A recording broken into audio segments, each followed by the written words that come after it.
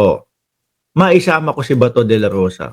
Naku po, eto yata ang mas masakit para sa mga DDS at sa kay Bato de la Rosa. Biruin niyo ho, nakasulat July 24, 2025. Ibig sabihin ho, ngayong araw na balita ho ito, mga bossing.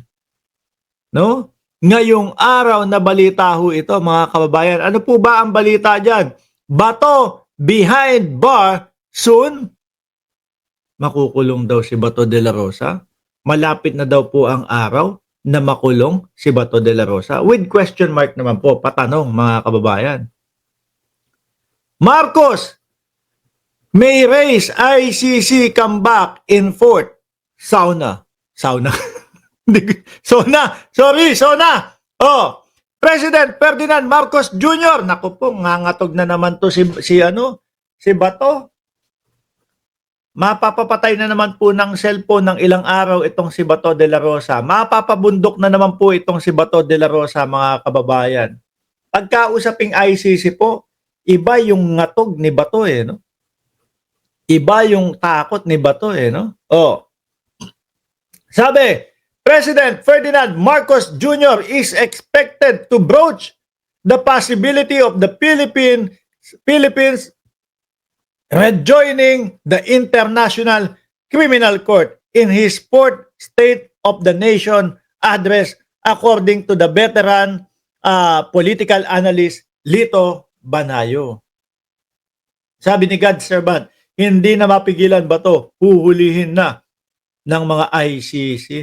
Kung pangilan na bang ng Pangulo to? Pang-apat na ba ito? Ito yung mismo no? Ito yung pang-apat Oh. Naku po. Mas easy na yan, mga kababayan. Mas easy nang mahuli si Bato de la Rosa niyan. Baka si Bato hinihintay para isubmit ni Koopman sa ICC kasi pinasuspend din niya. Hindi ho, mga bossing. Yung kay Koopman, ang tingin ko dyan, naghihintay ho sila na merong tumanggap sa kanilang bansa, no? Para doon dalhin si dating Pangulong Duterte. Kaso wala Lahat po ng nilalapitan nila, tinatabla ho sila. Sino ba naman bansa ang gusto na magkagulo o magulo yung bansa nila? Ang ayos-ayos kay peaceful ng kanilang mga bansa tapos biglang papasok yung mga DDS at aangkinin yung mga parke nila, magiging Duterte Park, magiging Duterte City. Wala hong bansang may gustong ganong mangyari. Ngayon, Bato, paano ho ito, mga kababayan? Sabi ni Bato, huwag kayong mag-alala, nandiyan naman si Senator Chis Escudero. No, itatago naman ako noon doon sa loob ng Senado. Hanggang kailan magtatago? Siyempre, maiisip din ho ni Bato de la Rosa yun, mga bossing. No, maiisip niya, nako, hanggang kailan ako magtatago sa loob ng sa loob ng Senado? Hindi kapag ka ako namundok, pwedeng tumagal ako ng ilang taon, kagaya ni sino ba yung isa? Yung sa yung isang DDS din, si Bantag. Ang tagal nang nagtatago din noon, mga kababayan, di ba? Mas matagal magtago sa bundok. Di ba? Wala Paano ho natin ipagtatanggol itong mga tao na ito? Imbis na ho sana narinig natin yung kanilang mga dahilan, mga bossing, no? Yung kanilang mga depensa para sa kanilang mga sarili, lalo na diyan sa EJK.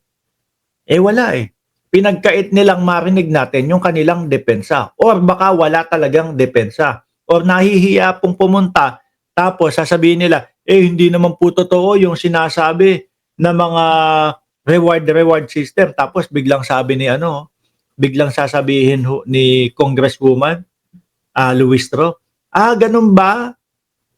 Eto, tingnan mo itong video mismo na interview kay Senator Bongo. Mismong siya nagsasabi, merong reward system. Sabi ni Samuel Doronila, Brad Mark, wag mo naman takutin si Batorni. Hindi, kahit hindi naman natin i-vlog yan Pag narinig lang ho niyan, mga kababayan, ng ICC, nagre-react na agad-agad yan. Di ba? Hindi pinapalampas. Explain na ho agad yan, mga bossing. Sasabihin na naman ni Batorni, come on, Mick Madi! Come on, Mick Madi! Oh, sabi ni Jorge Edralin, actually even Senator Escudero once said, Senator Bato can't hide himself inside the Senate premise for long time. Oh. Diba? Kaya ang punta na naman ho ni Batorni, mga kababayan, panigurado ko nito, mamumundok na naman po at patay na naman po ang cellphone.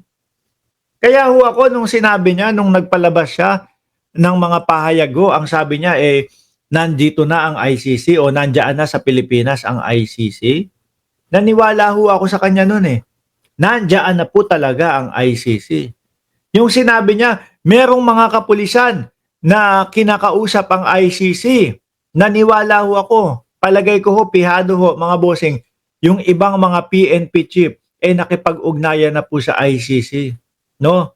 Dahil po siguro iniisip nila, inutusan lang naman kami. Oh. Inano lang namin, tinupad lang namin ang utos ng presidente at ang utos nitong mga na ito na sila Bato de la Rosa. Oh.